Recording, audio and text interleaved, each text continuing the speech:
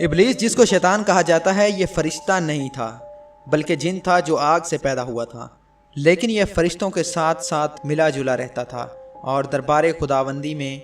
بڑے بڑے بلند درجات و مراتب سے سرفراز تھا۔ تفاسیر میں ہے کہ ابلیس سب سے پہلے جن یعنی تمام جنات کے باپ مارج کے پوتے کا بیٹا تھا۔ حضرت کعب احبار رضی اللہ تعالی عنہ کا بیان ہے کہ ابلیس 40,000 برس تک جنت کا خزانچی رہا اور 80,000 برس تک ملائکہ کا ساتھی رہا اور 20,000 برس تک ملائکہ کو واعظ سناتا رہا اور 30,000 برس تک مقربین کا سردار رہا اور 1,000 برس تک روحانین کے سرداری کے منصب پر رہا اور 14,000 برس تک عرش کا طواف کرتا رہا۔ پہلے آسمان میں اس کا نام عابد، دوسرے پر زاہد، تیسرے پر عارف اور چوتھے آسمان میں ولی اور پانچویں آسمان میں تقی اور چھٹے آسمان میں خازن اور ساتویں آسمان میں عزازیل تھا، اور لوح محفوظ میں اس کا نام ابلیس لکھا ہوا تھا اور یہ اپنے انجام سے غافل اور بے خبر تھا۔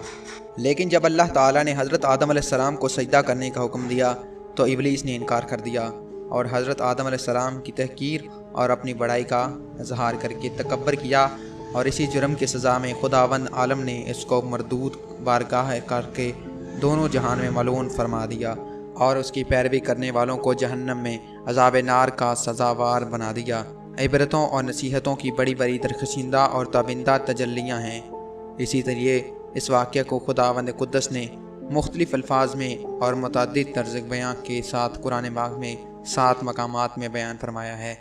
یعنی سورہ بقرہ، سورہ اعراف، سورہ حجر، سورہ بنی اسرائیل، سورہ کہف، سورہ طٰہٰ، سورہ صاد میں اس دل دہلا دینے والا واقعہ کا تذکرہ موجود ہے جس میں مندرجہ ذیل حقائق کا درس ہدایت ملتا ہے۔ اس سے ایک بہت بڑا درس ہدایت تو یہ ملتا ہے کہ کبھی بھی ہرگز اپنی عبادتوں اور نیکیوں پر گھمنڈ اور غرور نہیں کرنا چاہیے اور کسی گناہ گار کو اپنی مغفرت سے کبھی مایوس نہیں ہونا چاہیے، کیونکہ انجام کیا ہوگا اور خاتمہ کیسا ہوگا عام بندوں کو اس میں کوئی خبر نہیں، اور نجات و فلاح کا دار و مدار در حقیقت خاتمہ بالخیر پر ہی۔ بڑے سے بڑا عابد اگر کسی کا خاتمہ بالخیر نہ ہو تو وہ جہنمی ہوگا، اور بڑے سے بڑا گناہ گار اگر اس کا خاتمہ بالخیر ہو گیا تو وہ جنتی ہوگا۔ دیکھ لو ابلیس کتنا بڑا عبادت گزار اور کس قدر مقرب بارگاہ تھا اور کیسے کیسے مراتب و درجات کے شرف سے سرفراز تھا، مگر انجام کیا ہوا کہ اس کی ساری عبادتیں غارض و اکارتیں ہو گئیں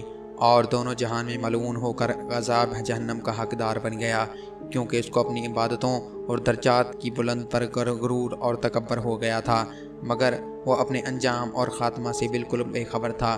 حدیث شریف میں ہے کہ ایک بندہ اہل جہنم کے اعمال کرتا رہتا ہے حالانکہ وہ جنتی ہوتا ہے، اور ایک بندہ اہل جنت کے عمل کرتا رہتا ہے حالانکہ وہ جہنمی ہوتا ہے، یعنی عمل کا اعتبار خاتموں پر ہے۔